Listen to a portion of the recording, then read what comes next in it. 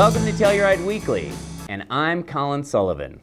This week we have Brady Dunn, the wildlife ecologist who gets up close and personal with some mountain lions. You'll see some pictures of that later. We have Kevin, our man on the street, with the What Do You Think About This segment. He's going to ask people about their animal encounters. And we're starting a new segment this week. Look forward to Ellie with our Outdoor Life segment. This week she's doing some hiking. So that's that. I'm Colin Sullivan, and this is Telluride Weekly.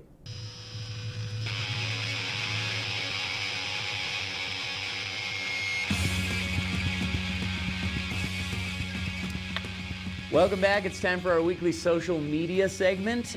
We have our Twitter handle up, and I don't have any responses. I want Twitter responses. I want to see what you guys are thinking out there. I want to know what you want us to talk about. I want to know who you want us to have on the show. Go ahead, send us anything. It's at Telluride TV, hashtag Telluride Weekly. You can see it's right here on the bottom of the screen. There you go. Tweet us at Telluride TV and let us know what you're thinking. And now we're in studio with local wildlife field ecologist, Mr. Brady Dunn. Thank you. Nice to see you. So, Brady, tell me, what is a field ecologist and what's your background? Well, there's several different forms of field ecologist. Myself, I am a person that studied wildlife biology in a bachelor's degree, got a bachelor's degree in wildlife biology, and decided to work for scientists, collecting data, field data, on multiple species. I've been fortunate enough to study everything from small birds to grizzly bears. So you studied grizzly bears, bighorn sheep. You were part of the Lynx project? I was on the Lynx reintroduction project as a trapper, so I captured lynx for those scientists. So explain to me what exactly that means. What does the capturing of lynx entail? Well, as humans, we need to manage these animals in the landscape, and to do so, we have to collect data and understand their life. And to do that, depending on the species, you need to capture those animals and put collars on them. Most recently, we've moved to GPS collars, which tracks their life and how they move through the landscape and what habitats they're utilizing. So how do you get a GPS collar onto a lynx? Okay. For example, a lynx travels high up in the mountains, and you have to know where they're going to go. So my job was to study each individual species that these researchers needed information on, figure out how they traveled through the landscape. And with the lynx, we would use cage traps, and we'd put them where we thought lynx were going to go. Good trappers could have a high success rate. You could put cage traps everywhere in the woods and sometimes never get anything. So my job was to figure them out, put them where I believe they'd go.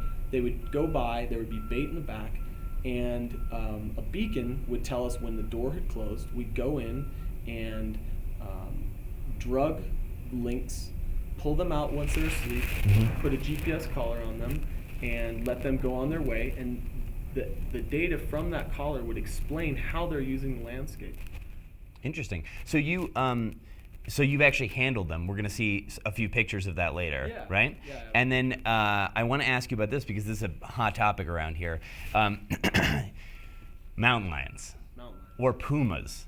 Or cougars, right? It's all the same thing, right? Golden ghost is the best. The golden ghost. I like that. That's so true. So, and I guess my question would be, why do you call them the golden ghost? You and I were talking off stage, and you were talking to me about them being sort of superheroes, the superheroes of the animal world. Explain to me what you meant by that.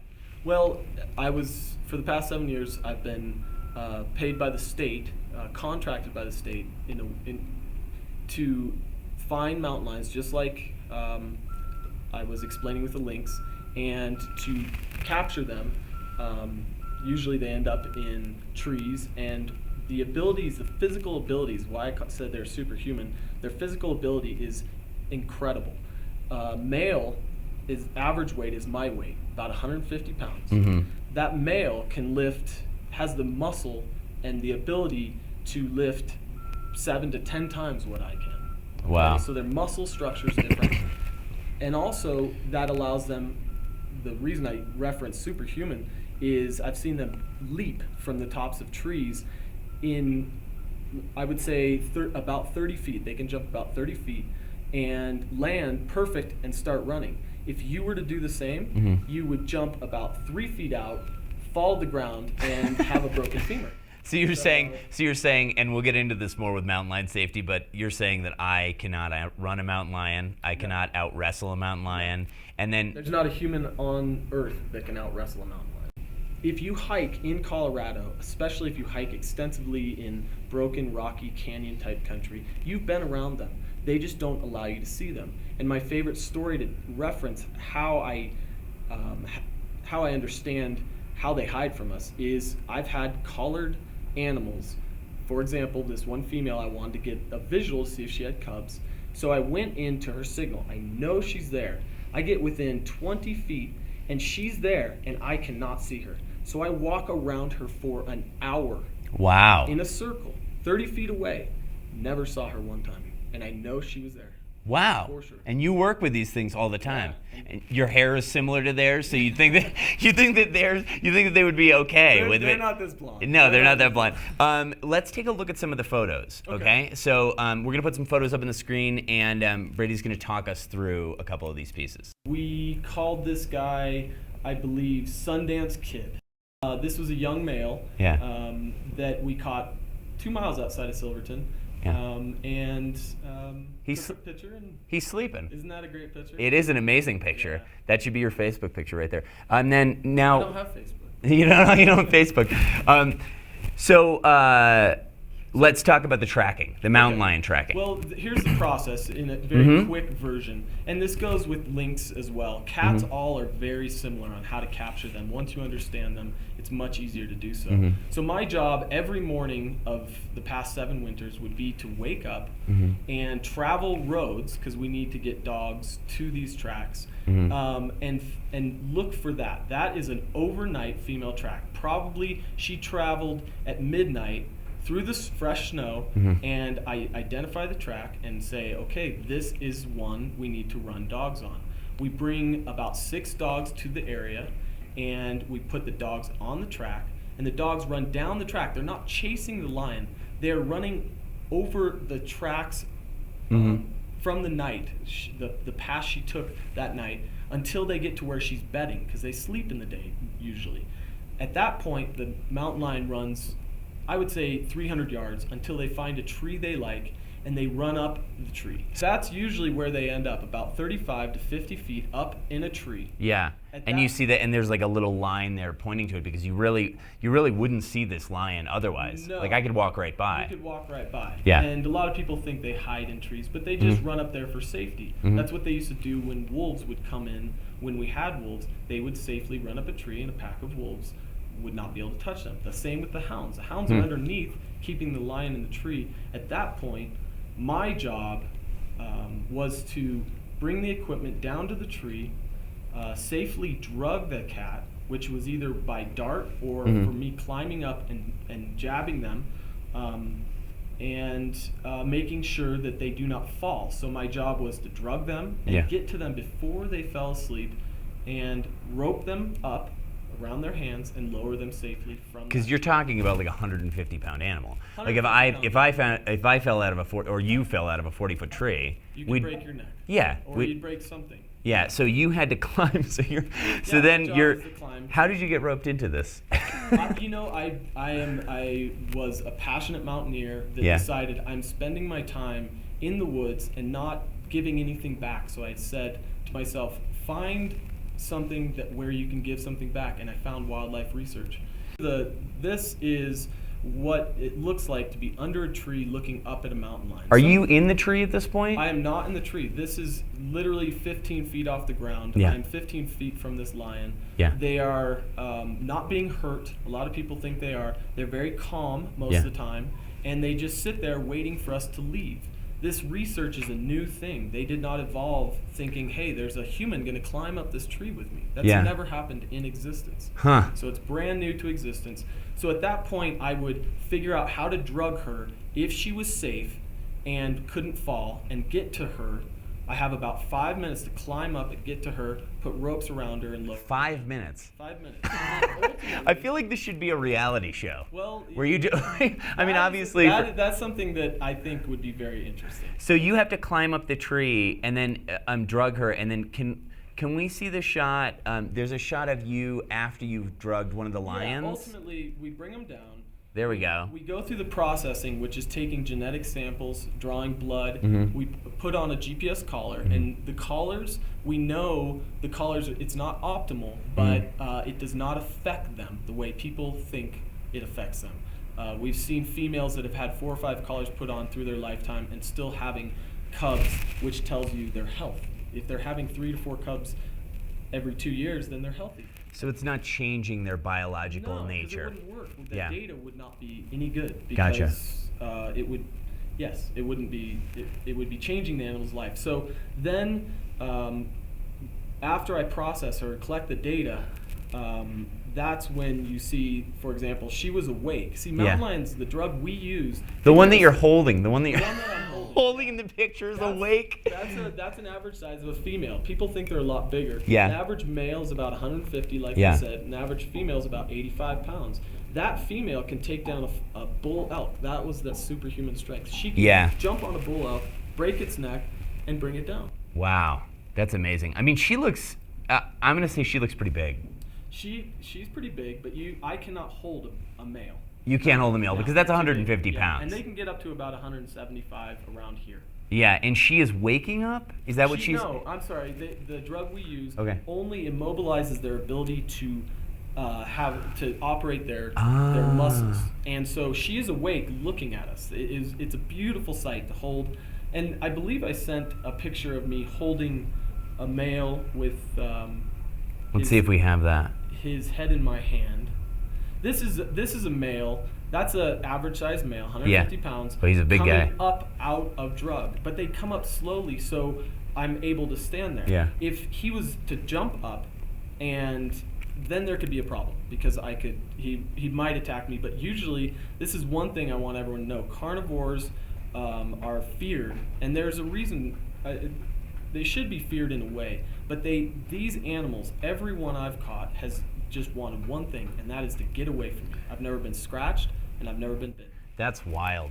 So that I actually want to transition to the next piece here about asking you, because I think this is the thing that is always on everybody's minds, particularly if you've had an encounter. Like, I knew that there were mountain lions. We could hear them in the camp, or we could hear a mountain lion in the camp when I was camping over in Utah, and I never saw it, never came near us. We just heard it. Had a small dog with me, but I was, there's this fear because these things are apex predators. Yeah. So talk to me about, if there's mountain lions around here, even around Telluride. Talk to me about safety, mountain lion safety. Well, the way a general rule is, if there are deer and elk in an area, there's most likely a mountain lion, unless that area's been hunted heavily. People do hunt mountain lions. I don't know if you know that. Yeah. So if there are deer and elk, there's most likely mountain lions around that are going to feed on it. That's one thing everyone should know. Broken, rocky country is areas they tend to bed in. And then mountain lion safety, the general rules I say, these animals are called crepuscular. That's an ecology, a biology term. Okay, so what does that mean? That means that they generally operate starting from an hour before sunset, and they hunt through the night, and then they usually find their bed by sunrise. So a very good rule is don't go jogging when it's getting dark, or it's just before it's getting light. These are like the same rules that you use. These people get attacked by sharks all the time, like just off the coast, like tiger sharks and things like that. And they're swimming at dawn, right? Which is when they hunt. So you're saying at dawn, to, dusk, like an hour before dusk, all the way till around. If you operate in their habitat, see, everyone wants to go running or biking in a wild place. There's wild animals there. If you operate when they're asleep, they're going to do like the golden ghost thing. They're going to hide from you, okay? But if you're out running early, you have a higher chance. Now we come to the age structure. The most of the mountain lion attacks, I would guess, no one has studied this, it are young cats. Imagine if you are you don't know the hunting areas, a young male is going to be hungry, he's going to have a higher chance of attacking a human. And we don't look like anything that they hunt, right? Like, except for, I've heard, like, if you're on a bicycle, you look a little bit more like, because of the mass like an and... elk. Yeah. The size of an elk. Okay, so, and you should not wear, like, horned helmets while riding. Horns no good. Yeah. Fur coats, probably not terrible ideas. idea. But you're talking about, you're saying, I mean, really, like, I think the thing that people have a hard time understanding is these things are animals and they have a biological process. Right. So we don't look like anything that they normally hunt, but say you're out, you're running, you're biking, whatever it is. If a mountain lion were to approach you, what do you do? People have asked me this a lot, and this goes with a lot of the carnivores, but let's just focus on mountain lions. And what I would tell you to do is, if you're lucky enough to see them before they attack you, what I would do is act very aggressive. I would pick up a stick, I would hit the ground, and I go raw towards the mountain lion. Because they don't deal with anything like that. Whoa. First of all, I could get hurt attacking this. There's no hospital for mountain lions. They don't want to get hurt. Yes. That's why they stalk animals and come from behind. So I would act aggressive. And if you have a dog with you, I would, ultimately you have them leashed because you're supposed to on federal land anyway. Dogs are probably the most likely, dogs and children, because they're smaller. And, it's less dangerous for them to attack. So you would say, if you had a dog or something like that, to immediately get the dog nearby you, or a child or something like that. And act aggressive. That's the main thing. Because if you are physically attacked, you can be the strongest person in the world. You're not going to be able to out wrestle a mountain lion. Yeah, but if you scare it enough, it'll leave you alone. Yes. And again, because we're not their natural prey, they're not looking to go and do this. Yeah, I would tell people also, I tell people all the time, do not be afraid. If you're fortunate enough to see a mountain lion, you can act aggressive, but just keep your mind, keep control of your mind, your emotions. Don't show too much fear, and most likely you just saw a very rare carnivore. Yeah. And you are a very fortunate person. I've only seen one, and I've probably put 10,000 miles on my feet. Wow. And I've seen one in the wild. And you couldn't find the female with the tracking collar within 100 in that one time. Yeah. So my last question for you really it's like a two-parter. The first part is that I understand that they hunt mountain lions. Yes. This is a legal thing in multiple different states, including Colorado. How do they hunt them? And then you have a really interesting idea for a business to sort of an expeditionary business to sort of get a better understanding for the layman, the normal run-of-the-mill person who would never see a mountain lion unless they allowed you to see them. So talk to me about the hunting first. Okay. A real quick version of the hunting is, it is legal and it is qualified as a big game animal. Mountain lions are. It's a sport. Someone has to hire an outfitter who has hound dogs, just like I explained how I catch them. The only difference is that people shoot them out of the tree. So they find the track, they run the hound dogs down the trail, they bring the client to the tree, the client decides if they want to shoot them, they shoot the mountain lion, and my biggest problem with it really is that a lot of time they don't eat it. I don't have any problem with hunting for food, but people generally just leave, they take the skin. They take the skin. And it's a trophy. So it's an ego-based hunt.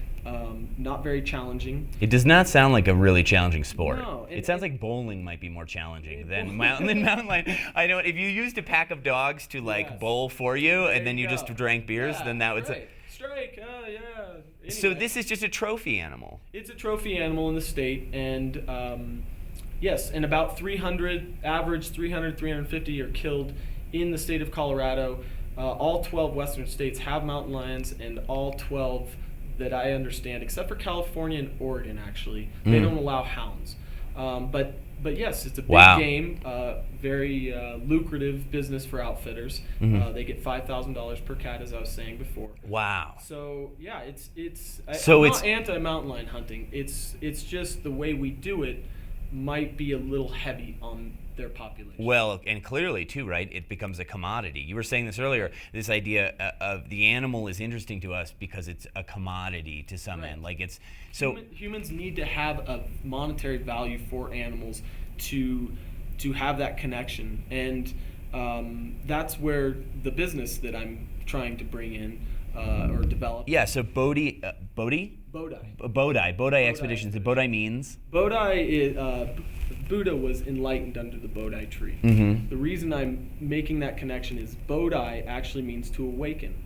And mountain lions climb trees.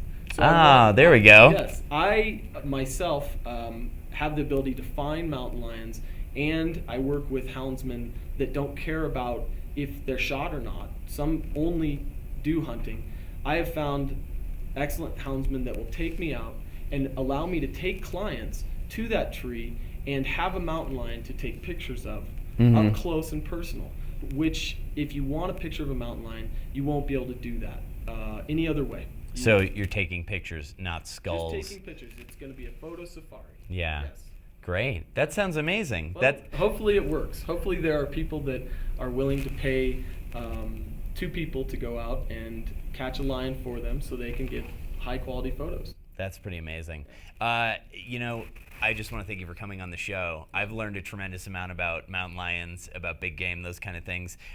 Brady Dunn, thank you very much for coming on the show. Hey, if anybody out there wants a little bit more information, wants to get in contact with Brady, you can contact us at Telluride TV.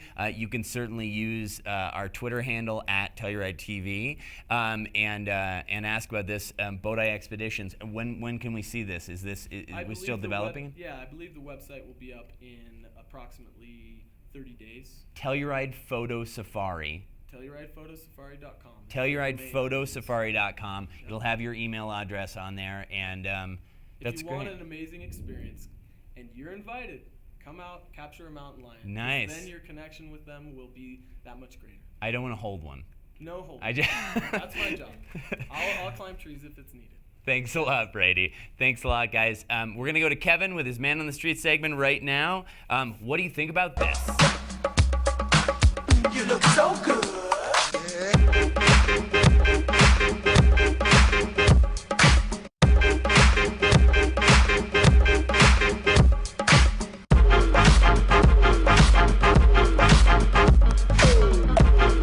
Hi, I'm Kevin, host of the What Do You Think About This segment of the Telluride TV show. Today, we're going to see if any of our Telluride locals have had any close encounters with any wild animals. Let's go see. We are here with Mike. How are you today? I'm doing well. How you doing? I am good. All right, so, first question. Have you had any encounters with any wild animals anywhere in Colorado? Well, of course I have. I've lived here a long time. Well, I can tell you out here in front of Clark's, there's a bear that visits us nightly here, and he tips these trash cans over and tips them over up there and tries to climb into the dumpster. So we take precautions, closing the dumpster up and emptying these liners out at night so that we don't have to clean this all up in the morning. And on rare occasions, he's kind of been in the way of some of our people coming to work, so they're late for work, and they have a great excuse for being late for work. Really? And oddly, bears won't eat watermelons. We keep that watermelon bin out sometimes at night, and it never gets touched. So for some reason, bears don't like watermelons. Definitely seen bears. Nothing dangerous where I've felt scared, but bears walking by the house, coyotes in the yard, a couple of bobcats running across the road, things like that. Can you elaborate on when the mama bear charged you? Yeah. Well, we were just talking about it, but for the viewing audience, I was living in Boulder at the time, and I used to run trails there as well, and I was running up in the Boulder Mountain Parks. And I was just running along, and I saw this odd thing across this ravine that was off to my left, and what it looked like was a bear cub that was hanging from a branch of a tree like this, all stretched out. And, of course, these thoughts are going through your head very quickly, and I thought, that can't be. I mean, it just can't be a bear hanging from a branch in a tree. And about the time I actually positively identified what it was I thought I saw some movement off to my left, and that was Mama, and she was coming at me fast. Uh-oh. And she come down the ravine and partly up, and was probably about 30 feet away from me before she stopped. And that was when that was my clue to get the heck out of there. But you don't want to run. You need to just turn and walk away, and that's exactly what I did. but I walked away fairly quickly. And then I figured out later when I was running in that same area, the cub must have been walking downhill in that ravine and put his paws on the branch of the tree, and his legs slipped out from underneath him, and that put him in that position where he was all stretched out hanging from this branch. But it was an odd thing to see for sure. But I know several years ago in Lawson Hill, a family left some food in the car, and a bear got into the car and got stuck, so the sheriffs had to come out and kill it. Yeah, about 2 years ago, I was hiking down to Telluride from Mountain Village. I just thought, hey, let's just walk through the trees without a trail, it'll all just be fine. And I came about maybe 30 feet from a bear. Really? It did that weird thing, where it'll claw up. Yes and yes. Scary as hell. Did it roar at you or whatever? Did it charge you? Nah, I just did that and I walked away, kind of crying a little bit. Don't tell nobody. All right. Thank you so much, sir. All right. Pleasure. See ya. All right, we are here at Telluride, Colorado. We are in front of Clark's Market, and stay beautiful, my friends. Thanks a lot, Kevin, for the What Do You Think About This segment. Look for Kevin out there. Oh, there goes my pen. Look for Kevin out there on the streets. He will be wandering around with a microphone. He'll be in your face, up close and personal, and you might just be on the show. Now, let's go to Ellie for her Hiking 101 segment, Hiking in Telluride. Ellie, take it away. Whether you do it alone, with a friend, or as a family, hiking is an easy, healthy, and free outdoor activity that everyone can enjoy. Telluride has a variety of hikes that are accessible right from town and that are suitable for all fitness levels. You can pick up a hiking map at most outdoor retailers in town and in the mountain village. Maps have a description of every hike, including the difficulty level, the elevation gain, the total distance, and more. If you are planning on getting adventurous this summer, getting a search and rescue card is a good idea. You can get more information and purchase a card from some of the outdoor retail stores in town and in the mountain village. It's wise to check the weather forecast before setting off on a hike in the Telluride area. Weather patterns in the mountains can be very unpredictable, so bring layers of clothing and be ready for heavy rain, thunderstorms, and even snowfall. Wear appropriate shoes or boots for hiking. Flip-flops are not going to cut it. Useful things to bring include a fully charged cell phone, a first aid kit, a snack, plenty of water, a source of light, and maybe a pocket knife. Finally, always let someone know you are going on a hike and where. Oh, and wearing sunscreen is always a good idea, even on a cloudy day. When hiking, always stay on the trails to preserve the beautiful wilderness around you and avoid getting lost. You are hiking in bear country, so if you come across a bear, keep calm and follow these few tips.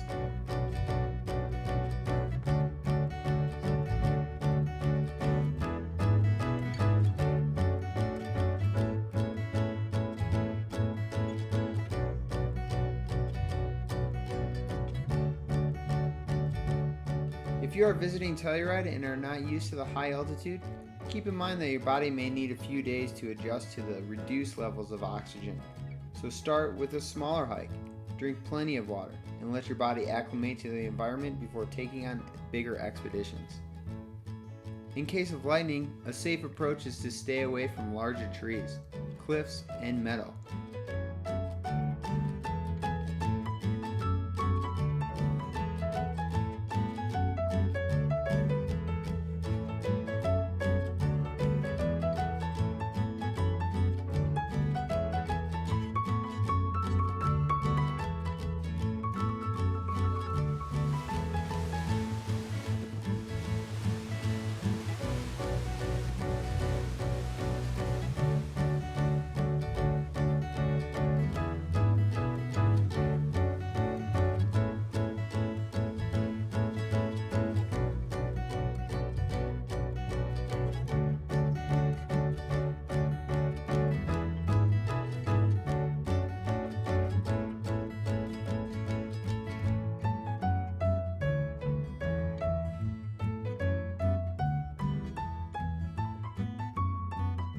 For more information on hiking as well as all other outdoor activities Telluride has to offer, visit the Telluride Visitor Center located at the entrance of town, just after the roundabout on your right. Have fun, stay safe, and tread lightly.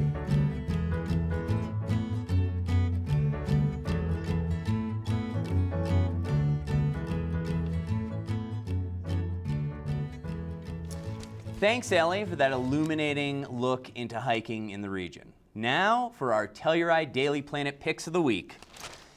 So on June 12th, we have The Magic of Eli. That's from 5 to 7 p.m. at the Sheridan Opera House.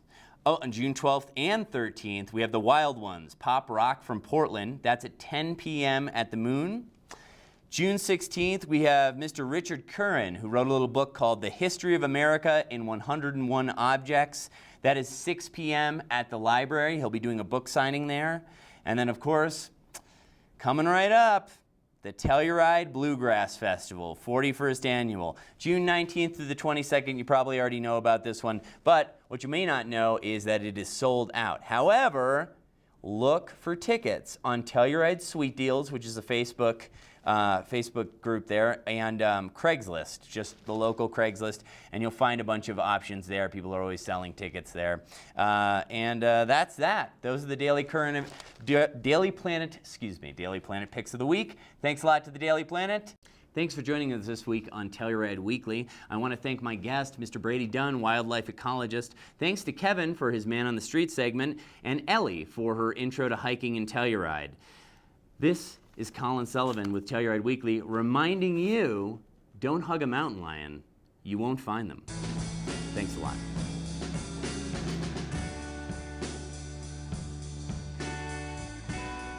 Hi, my name is Charlotte. I'm an exchange student from New Zealand. I love to make movies, especially editing. When I'm in my happy place, that's where I am. I'm editing. And I also love to act a lot. Hi, I'm Kevin. I'm a local filmmaker here in the town of Telluride, and honestly, I just want to have a great time with my friends making films all the time, all day, every day. I am Yolana, and I used to work for television in Europe. I miss it, and I love television, and I love Telluride, so this is a shoe-in. Thanks for watching. Hi, I'm Carly. I study broadcast production at University of Colorado. I love live television, and I hope to one day direct live concerts for TV. Thanks for supporting Telluride TV.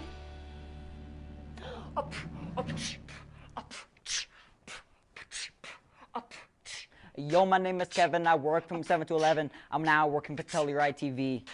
I'm a host of a show, so you better know, you better tune in to watch me. What?